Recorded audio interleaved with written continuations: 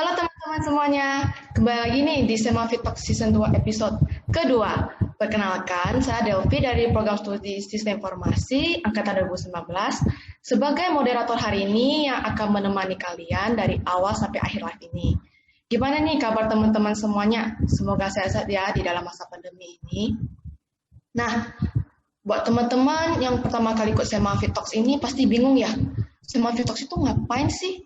Nah, Semafit Talks ini acara yang diselenggarakan Semafit Maranatha yang dimana acara ini kayak ngobrol-ngobrol santai dengan berbagai topik yang sangat menarik. Nah, hari ini kita bakal ngobrol-ngobrol santai nih seputar tentang fresh graduate. Nah, cocok banget nih bagi teman-teman yang sudah di akhir semester. Buat teman-teman yang ingin bertanya, langsung komen di bawah ya. Jangan lupa kasih like yang banyak. Kita ada kedatangan dua narasumber nih yang baru saja fresh graduate. Ayo coba tebak ada siapa aja. Coba tebak, komen dulu dong di bawah.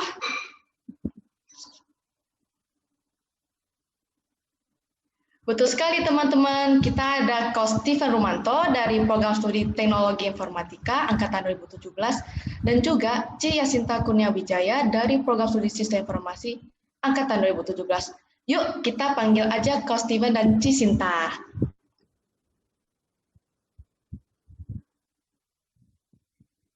Halo Coach Steven, halo C. Sinta, apa kabar? Halo, baik kabarnya.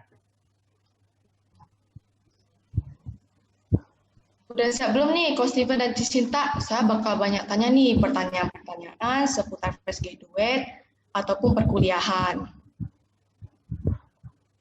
Oh, udah siap. Udah dong, pasti udah siap. Mantap sekali. Sekali lagi buat teman-teman yang ingin bertanya, langsung komen di bawah ya. Dan jangan lupa kasih like yang banyak. Tanpa lama-lama lagi nih, kita bakal langsung ke pertanyaan yang pertama ya. Nah, untuk pertanyaan yang pertama, kenapa Cici atau Koko memilih masuk sistem informasi atau teknologi informatika, dan kenapa memilihnya di Maranatha? Boleh Coach Steven dulu yang menjawab. Oke, kalau menurut saya, jadi sebelum saya masuk ke universitas, saya lihat dulu yang pastinya dari fasilitasnya. Nah, mengapa alasan utama saya memilih dari Manata? Ya, karena fasilitasnya yang sangat keren dan sangat bagus, sehingga dapat memadai perkuliahan ini. Dan juga yang berikutnya adalah saya juga melihat dari rekan-rekan leader kenalan saya, yang saya juga melihat bahwa dia itu dalam membina suatu tim, memiliki karir itu sangat bagus di dunia kerja. Nah, dari dua alasan itulah saya memilih di Maranatha. Dan sampai sekarang saya mendapatkan fresh graduate dengan sangat memuaskan. Begitu alasan dari saya. Terima kasih. Oke, untuk Cinta gimana? Nah, kalau aku pertama kali aku di Jogja, saya khususnya sistem informasi. Kenapa aku milih SI? Soalnya kalau di bidang teknologi pasti kita tahu kan, kayak udah mulai ningkat gitu. Terus aku mikir kayak, oh ini teknologi ke depannya pasti bakal semakin berkembang nih, semakin meningkat nih. Terus aku juga suka bisnis gitu. Terus aku pikir apa ya sesuatu yang ada hubungan antara bisnis sama teknologi juga. Terus aku udah searching, ternyata nemu tuh jurusan sistem informasi. Terus aku udah nemu, aku tinggal pilih kampusnya. Kampusnya aku lihat, aku pas searching nama kampusnya, waktu aku lihat kampus Maranatha, itu tuh kayaknya langsung kayak memikat hati gitu loh. Jadi kayaknya oke nih, langsung masuk. Oh ya, bagi kalian yang belum kenal aku yang tadi udah dikenalin sama Delvi ya.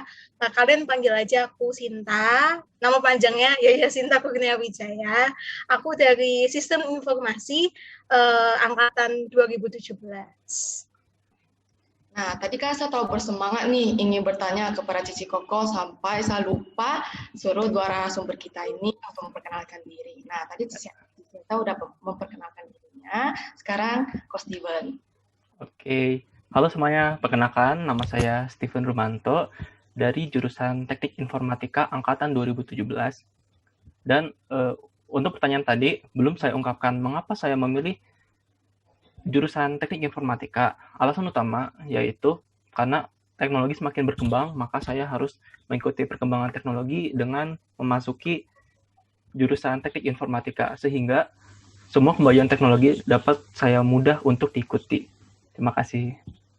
Oke. Nah, kalau saya pribadi nih, saya kayak Ci Sinta nih. Aku tuh suka banget sama bisnis, cuman kayak kalau manajemen sama akuntansi udah tahu biasa kan, kayak harus ada dikit-dikit teknologinya gitu. Jadi pada akhirnya juga ambil sistem informasi di Maranatha. Nah, kita ke pertanyaan kedua ya, Koko Cici. Benar, Nah, apa motivasi terbesar Koko Cici selama berkuliah? Boleh nih Cicinta dulu yang menjawab. Apa? Pertanyaannya apa? Agak macet-macet nih internet. Biasa. Pertanyaannya, motivasi terbesar Koko Cici selama berkuliah.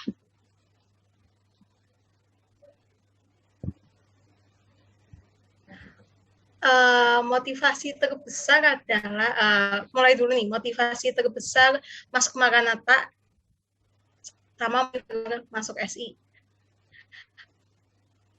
Motivasi terbesar masuk Maranatha soalnya pertama kali ngeliat nih, aku kan aslinya bukan Bandung gitu ya, pasti tahu lah ya dari logat-logatku ini gitu loh. Pertama kali waktu lihat waktu searching kampus di Bandung, terus ada list nama Maranatha gitu, itu tuh kayak langsung wah di kampus asik banget nih kayaknya, gede banget gitu. Terus aku kan di picture yang di Google gitu, terus aku lihatnya food court-nya itu kayak ala-ala mall gitu loh. Terus kayak aku ya, terus aku lihat fasilitasnya juga wah bagus banget nih. Terus pasti yang IT tuh tahu kan kalau apa namanya tiap lab, tiap kelas itu ada AC, terus AC-nya pasti dingin banget. Terus per anak ada fasilitas komputer satu-satu. Terus ya pokoknya aku ngeliat kayaknya kayak seneng aja gitu. Motivasi terbesarnya karena fasilitas Maranatha bagus, sama kalau di Bandung emang Maranatha terkenalnya baik gitu. Terus kalau motivasi masuk SI karena aku merasa kayak pengen aja gitu ngembangin suatu bisnis yang ada hubungannya sama teknologi gitu. Jadi nggak melulu bisnis yang kalau bisnis zaman dulu itu kan nggak ada teknologinya sama sekali gitu kan ya. Jadi itu aja sih. Oke, mantap banget. Sependapat sih saya dengan Cicinta ya. Nah, untuk Koko gimana? Kalau menurut saya, mantap. Kalau menurut saya, motivasi terbesar saya itu selama berkuliah itu pertama diawali dengan awal sebelum saya masuk berkuliah.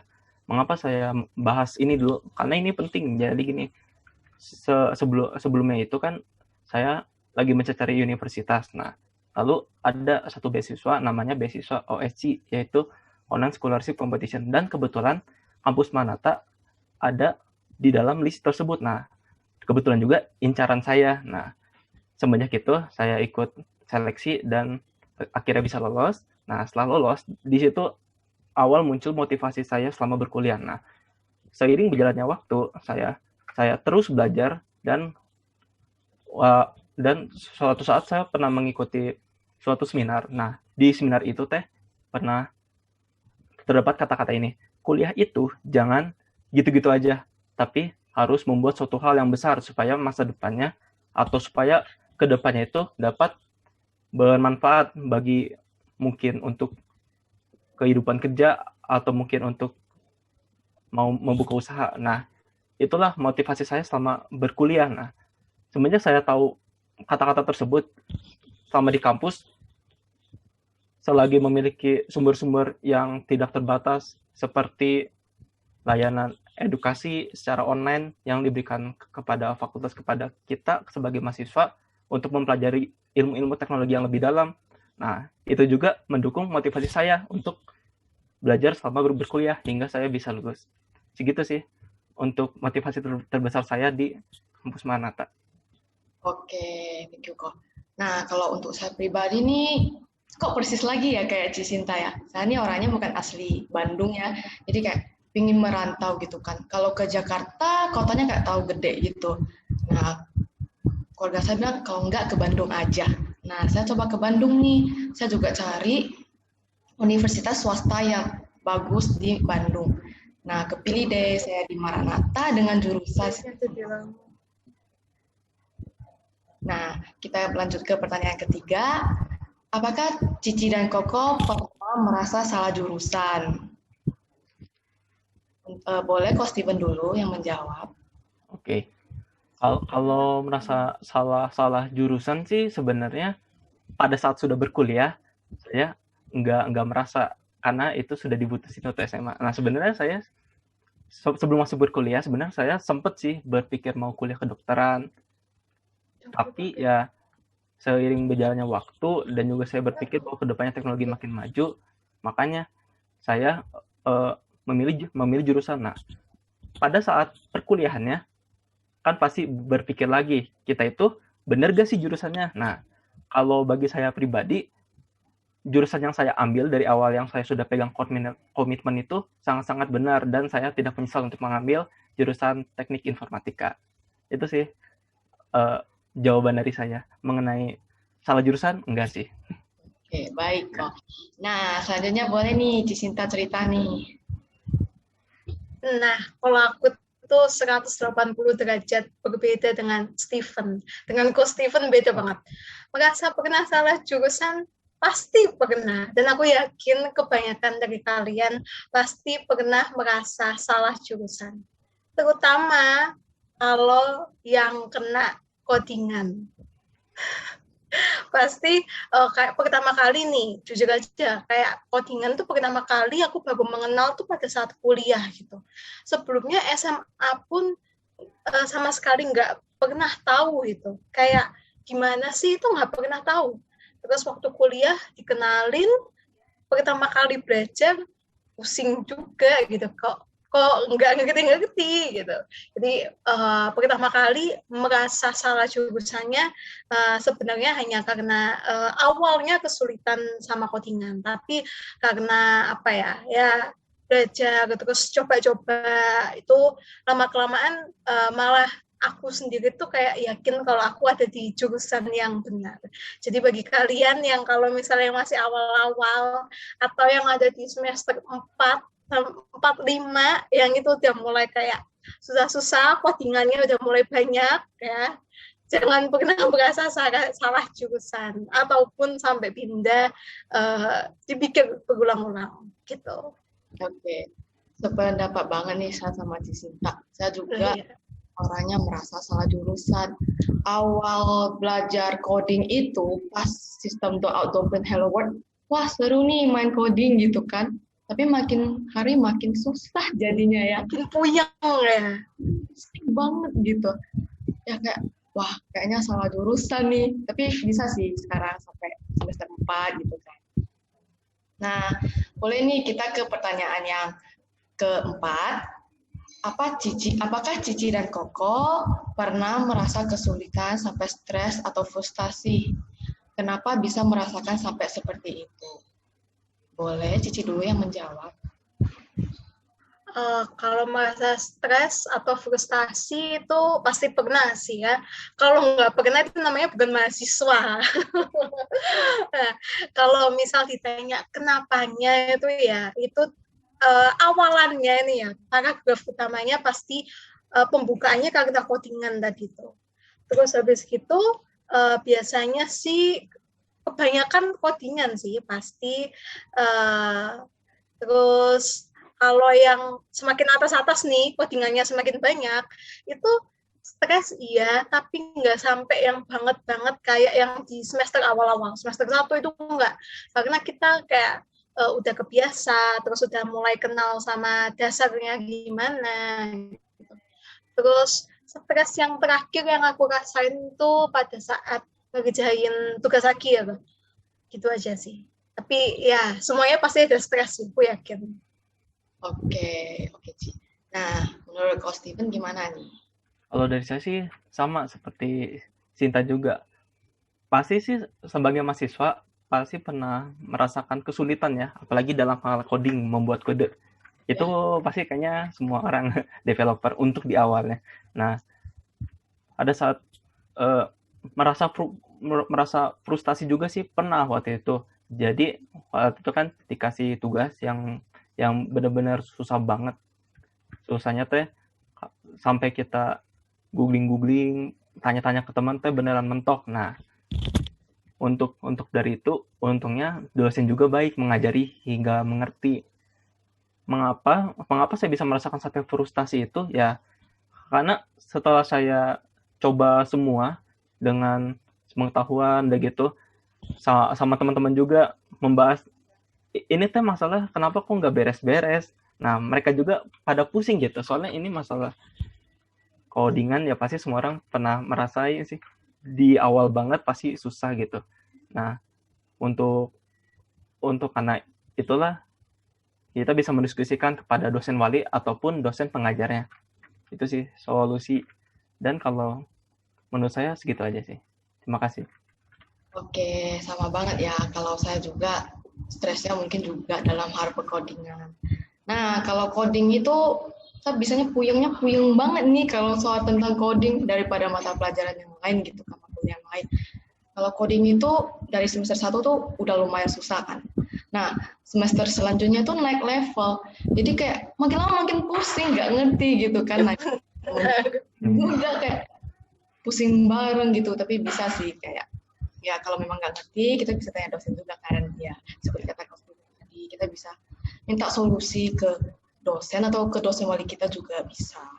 Nah ini ada pertanyaan yang menarik nih dari Darwin GWN. Selama kuliah ada kisah romantis nggak? Boleh nih Koko dulu yang menjawab. Kisah romantis. Kalau menurut saya pribadi sih nggak ada ya. Atau mungkin saya yang nggak terlalu peka gitu. Kalau menurut saya sih nggak ada ya kalau menurut saya pribadi. Nah, kalau dari Cici gimana nih? Ada nggak kisah-kisah romantis nih dalam perkuliahan? Ada sih, ada. Ini mau diceritain apa enggak nih? Cicinya kalau mau cerita boleh nih. Seru kalau bahas aja ya. Romantis gitu. Okay. Jadi waktu itu mata kuliah itu selesainya itu sekitar jam 6-an gitu, jam 6 malam gitu ya. Nah, terus habis itu pas sudah selesai, tapi ternyata masih ada tugas yang belum dikumpulin gitu, belum selesai gitu. Akhirnya kepaksa deh itu di lab internet buat nyelesain tugas-tugas yang lain. Nah, pas lagi kayak capek-capeknya gitu, terus tiba-tiba datang gitu temen aku bawain coklat gitu, bilangnya ini buat kamu semangat ya. Ya itu bagi aku romantis, nggak tahu bagi yang lain ya. Oh, Cici Bapak dapat coklat loh. Selain Valentine dapat coklat sih. Oke, pertanyaan menarik ya. Nah, kita ke pertanyaan yang kelima. Bagaimana cara Koko dan Cici melawan kesulitan itu? Kesulitan yang tadi frustasi gitu. Nah, boleh nih Cicinta yang dulu yang menjawab. Ngelawan stres atau yang tadi itu gimana ya caranya? Kalau aku pribadi sih lebih aku kalau misalnya aku puyeng terhadap sesuatu itu aku stop sebentar gitu. Jangan kayak terlalu dipaksain, stop bentar terus lakuin sesuatu yang kamu suka gitu. Misal kalau aku bisa menghilangkan stres dengan kayak nonton film nih, biasanya aku nonton film dulu gitu. 2 jam nggak apa-apa gitu, tapi yang penting nggak terlalu stres, terus habis gitu bisa dilanjut lagi, kayak gitu doang sih. Oke, untuk Ko Steven gimana nih cara melawan kesulitan stres sama frustasinya itu? Kalau saya, kalau misalkan lagi stres, frustasi, nah itu biasanya bahas-bahas nih di grup, udah gitu ngobrol, ayo mau pada hangout kemana dulu gitu kan. Udah gitu bisa juga dengan tidur, bisa juga melawan kesulitan juga kita bisa diskusi dengan dosen wali juga, itu juga bisa. Tapi sih kebanyakan gimana cara saya menghilangkan stres frustasi, kalau bagi saya sih biasanya untuk main game. Oke kok. Kalau saya sih antara nonton drama kalau nggak makan ya. Karena hobi saya makan. Kalau stres pasti pinginnya makan nih. Nah kalau udah makan rasanya lebih semangat gitu nge-solve tugas-tugas coding gitu loh. Makan terus gitu ya. Makan terus biar nggak stres. Kalau nggak makan pasti stres nanti. Ya. Nah, siap. Coba stamina. Ya. Nah, ada pertanyaan nih. Menurut Ko Steven dan Cisinta, mata kuliah paling sulit apa ya? Skalanya dari 1 sampai 10 berapa? Nah, ini pertanyaan dari Sieni. Oke, ini siapa dulu yang mau jawab nih? Mata kuliahnya harus disebutin nggak ini? Dulu nih. Mata kuliah paling sulit. Disebutin nggak nih? Nama mata kuliahnya. Kalau paling sulit sih, kalau menurut saya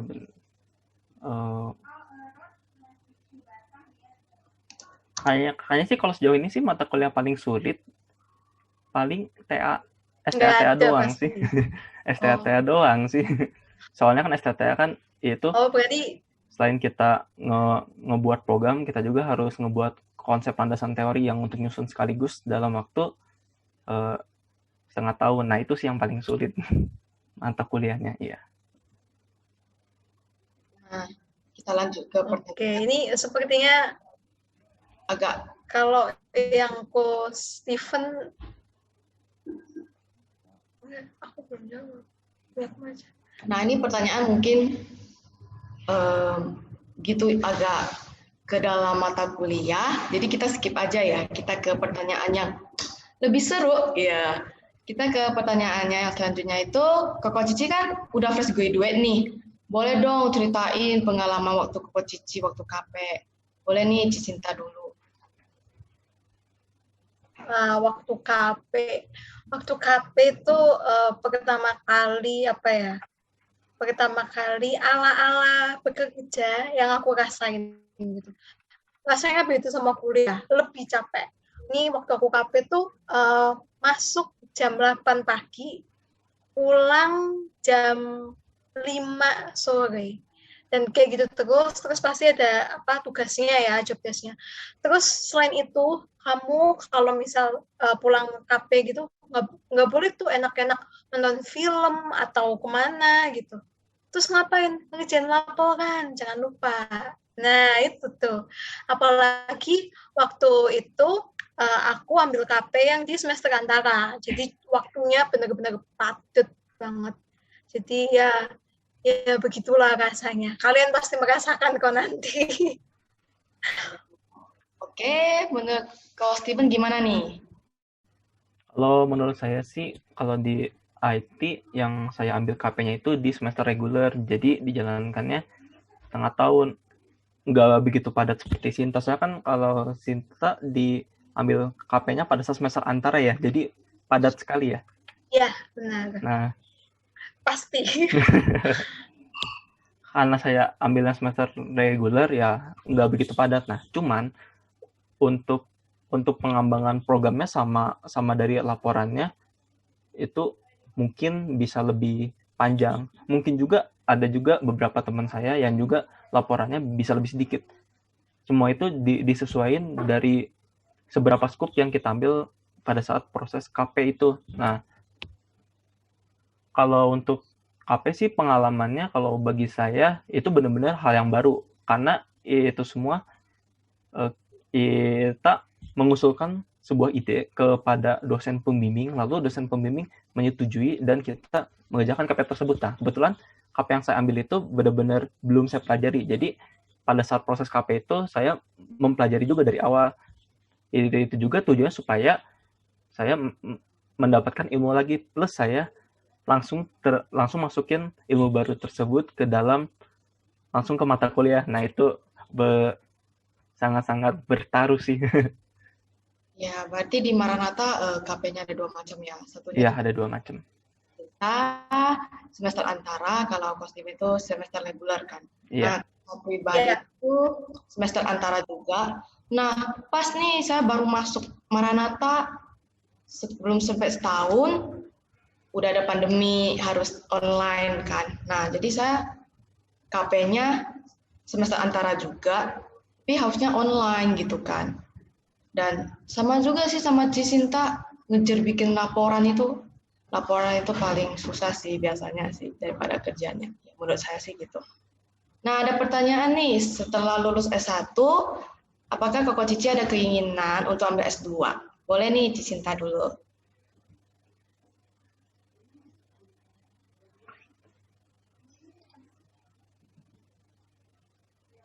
Cisinta aja dulu yang menjawab.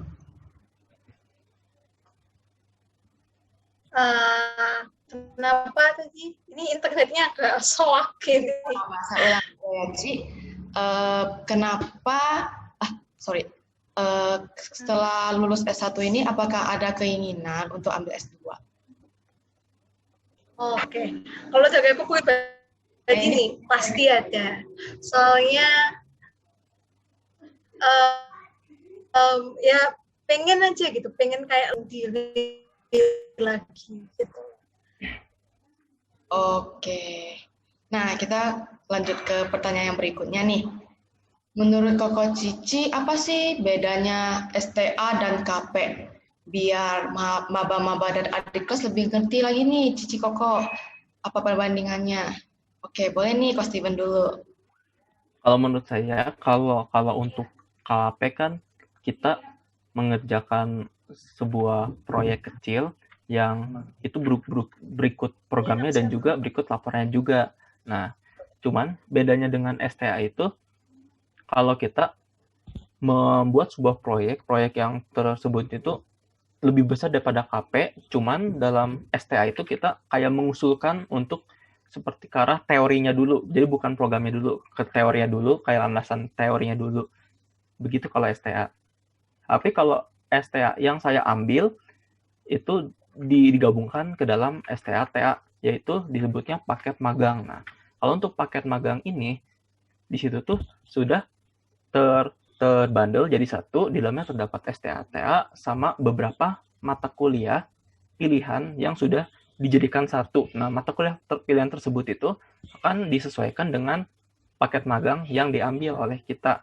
Nah, paket magang tersebut itu bakal ditawarkan oleh program studi kepada mahasiswanya.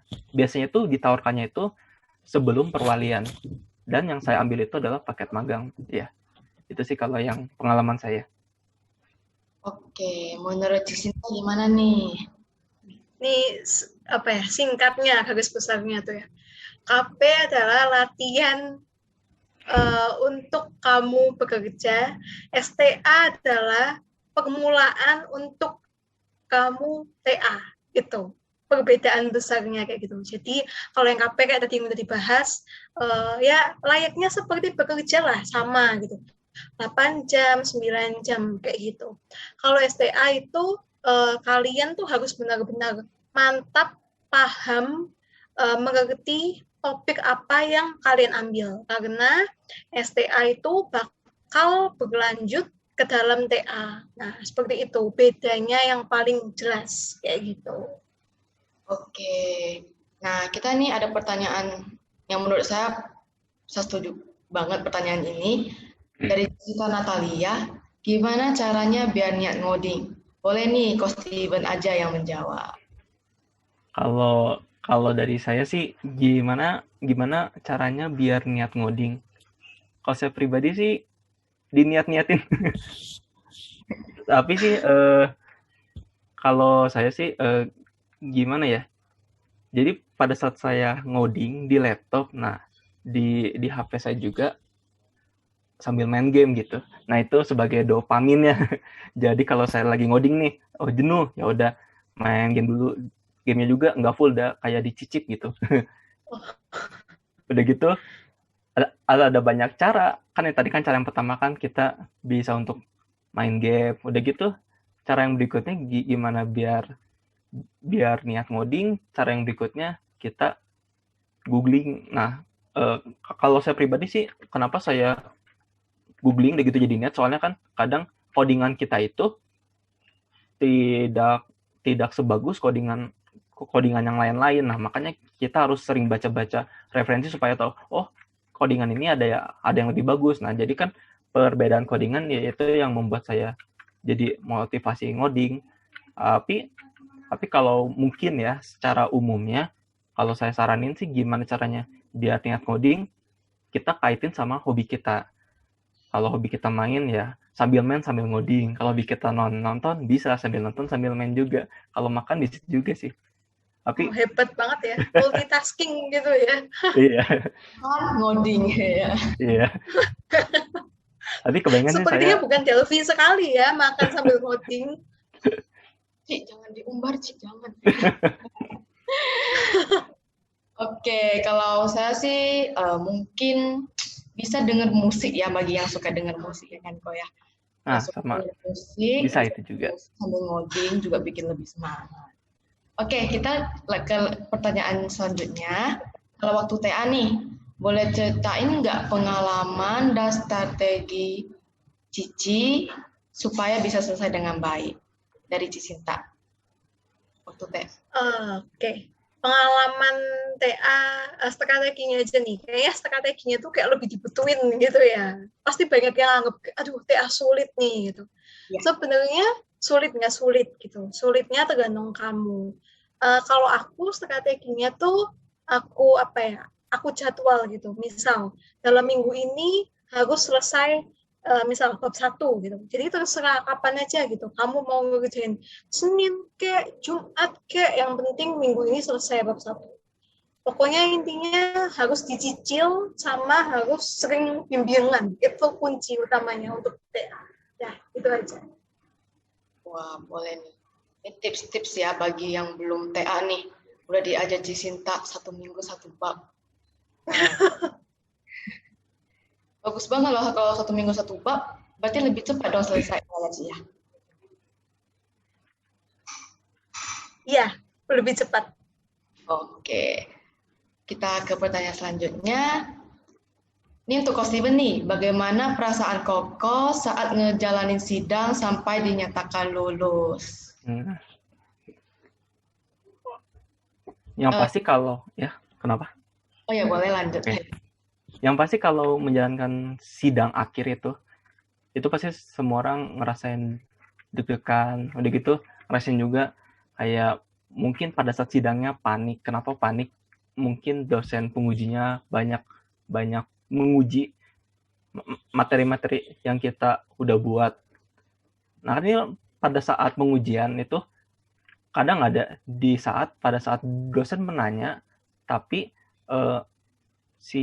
si programnya itu belum ada atau enggak programnya itu di luar ekspektasi kita. Nah, itu sih yang perasaan paniknya itu di situ. Dan juga gimana cara mengatasinya ya pada saat sidang nggak usah khawatir, jalani aja. Yang penting sudah yakin bahwa kita itu udah beres dan udah benar, dan kita itu tahu bahwa teori-teori terhadap laporan dan programnya itu kuat di kitanya. Nah, selama kita megang itu, apapun pertanyaan dosen penguji dan pada saat sidangnya itu nggak usah khawatir, karena kita bisa menjawabnya dengan benar. Kalau dinyatakan terakhirnya sih di situ sangat deg-degan. Kenapa deg-degan? Karena di situ menentukan bahwa kita itu lulus atau enggak. Tapi selama kalian ada niat untuk ngerjain STTA dan kalian sangat rajin dan juga kalian mengerjakan dengan sungguh-sungguh dan yakin, itu pasti 100% lulus. Oke. Kita ke pertanyaan yang selanjutnya. Kira-kira ke depannya rencana Cici apa nih? Dari Cicinta, rencana ke depannya mau gimana? Oke, rencana ke depannya ini pasti aku mau kerja dulu. Terus paling 1 tahun, 2 tahun kemudian nanti aku bakal lanjut ke S2 kayak yang tadi udah aku bilang sebelumnya. Itu dulu sih.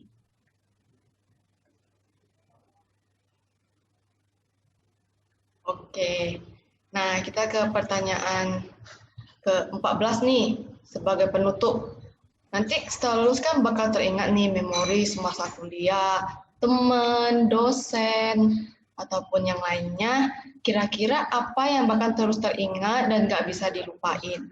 Nah, boleh nih Coach Steven dulu yang menjawab. Kalau yang nggak bisa dilupain sih, yang pasti terutama itu pelajarannya. Itu nggak bisa dilupain.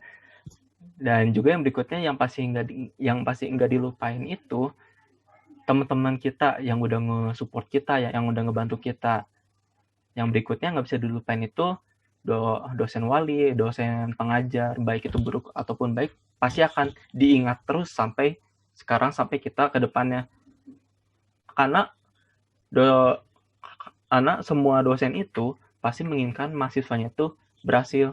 Makanya itu mungkin ada beberapa dosen yang kurang menyenangkan, cuman dosen tersebut itu memiliki niat bahwa mahasiswa tersebut itu untuk kedepannya dia lebih mengerti teori yang diajarkannya.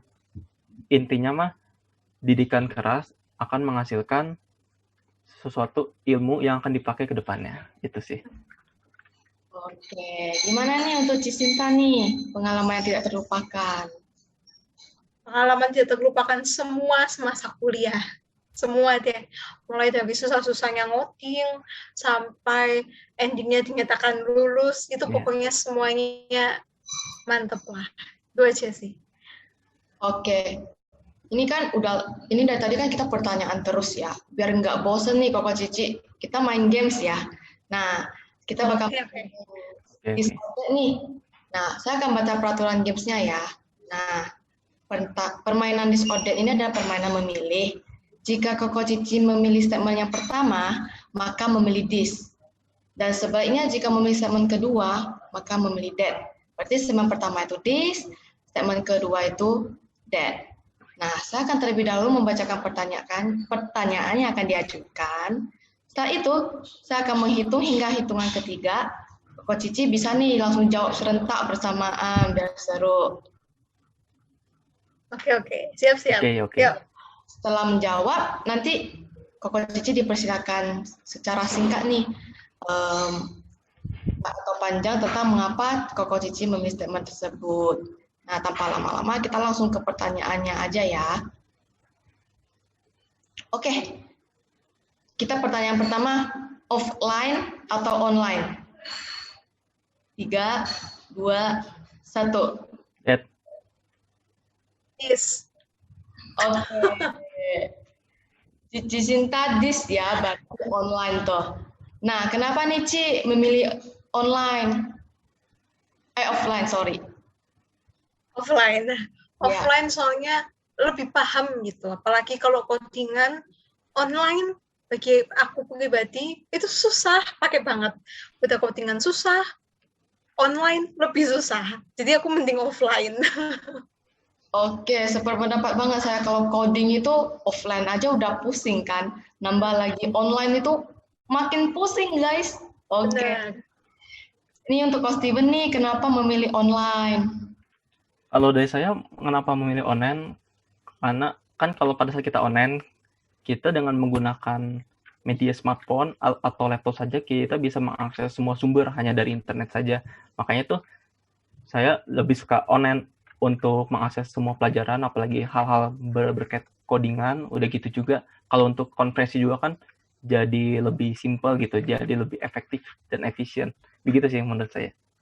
Oke, kita ke pertanyaan selanjutnya. Belajar sampai pagi atau belajar dari pagi? Saya ulangin ya, belajar sampai pagi atau belajar dari pagi? 1, 2, 3. Dead. Mas Steven juga dead ya? Dead. Oke, belajar dari pagi. Dari Cisinta dulu yang tadi menjawab dulu kan. Cisinta kenapa nih pilih belajar dari pagi? Kenapa enggak dari belajar sampai pagi aja sih, biar sekalian bergadang gitu. Kan kalau itu masalahnya. Lancar. Oke. Masalahnya aku bukan tipikal orang yang gampang begadang gitu. Kalau aku belajar sampai pagi itu kemungkinannya itu cuma 0,00001% gitu. Jadi mendingan kalau aku belajar dari pagi sih. Kak Steven gimana nih? Kalau dari saya, kenapa milih belajar dari pagi? Soalnya kan ini terlebih lagi di masa kuliah ya. Kan kalau kita belajar dari pagi kan pas kita bangun tidur itu otak masih fresh, jadi gampang menerima semuanya.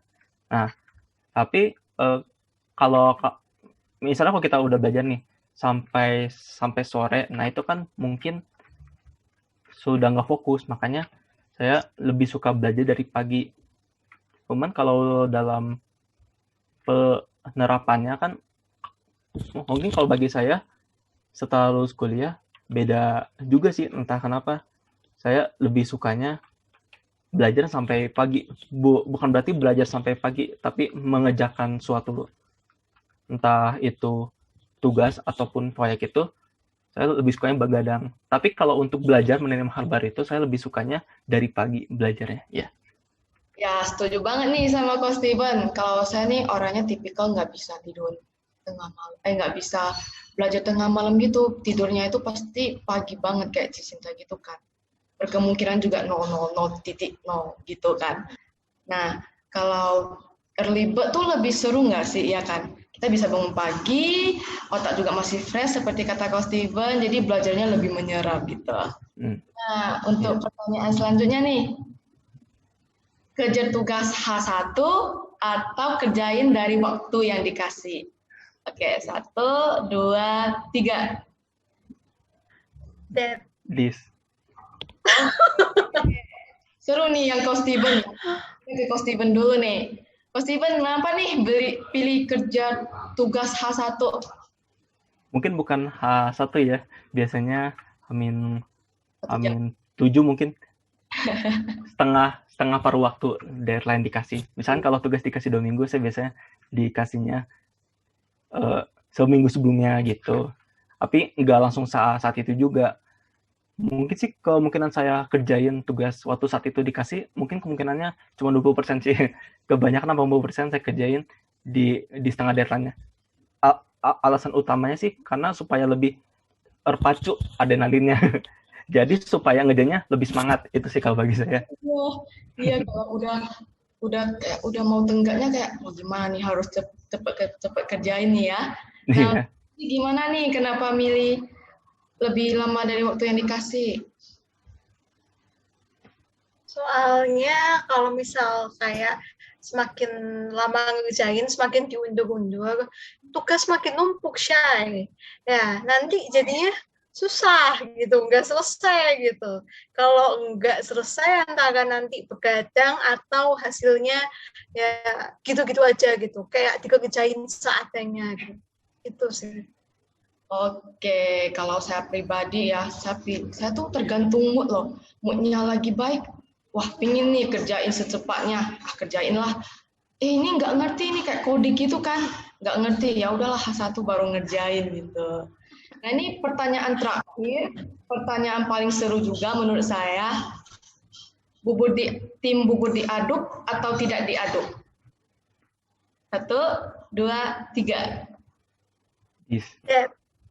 Oke, ini saya mau kasih jawab tim saya dulu ya. Yang dis dulu tadi, Coach Steven, kenapa pilih bubur diaduk? Soalnya kan bubur dicampur semuanya seperti kecap, seperti daging semuanya kan kalau diaduk kan lebih kecampur rata. Jadi pada saat setiap suapan yang dirasain kan kecampur-campur rasanya. Jadi formulanya tuh kecampur aduk rata gitu. Formula guys. Iya. Oke nih, kenapa nih Cicinta tim bubur gak diaduk? Saya sih nggak setuju ya. Saya lebih setuju tuh diaduk. Biar rasanya tuh kayak semuanya ada loh di dalam mulut. Oh, kalau aku nih ya, kenapa nggak diaduk sih? Soalnya takutnya nih waktu kita makan bubur gitu ya, ada satu komponen nih, misal kayak kacang gitu ya, yang nggak enak atau kacangnya kayak udah lama gitu ya. Terus kalau udah diaduk, kan nyampur semua tuh kacangnya. Jadi kayak rasa buburnya jadi nggak enak juga gitu. Tapi kalau nggak diaduk, ya udah tinggal kacangnya diambil, dibuang deh, dipinggirin gitu. Kalau saya sih ya kalau diaduk, udah diaduk kayak kerupuknya udah lembek gitu, sedap. Kalau nggak diaduk kan kayak satu-satu gitu kan, kayak lagi makan lauk kan, ya nggak sih? Iya. Iya kan, kayak lagi makan lauk sama bubur gitu. Oke nih, Terima kasih buat Ko Steven dan Cisinta untuk meluangkan waktunya jadi narasumber Semafit Talks hari ini.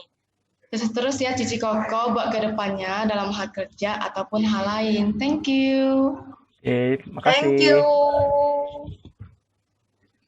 Nah, teman-teman, tadi kan kita udah denger nih ngobrol-ngobrol tentang fresh graduate. Kita juga dapat dari tips nih dari Cisinta.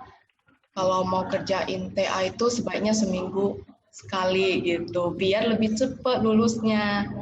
Nah, teman-teman, kita sudah di penghujung acara nih. Saya mau ucapkan terima kasih banyak untuk teman-teman yang telah join, yang nonton sampai akhir, dan juga yang telah memberikan pertanyaan. Jika teman-teman ada ide ataupun saran untuk topik Semafit Talk selanjutnya, boleh nih langsung DM ke Instagram Semafit Maranatha. Jangan lupa di follow dan turn on notification-nya ya. Sekian dari saya, selaku moderator hari ini. Mohon maaf jika ada kesalahan kata. Sampai jumpa di Semafit Talks episode selanjutnya. Bye-bye.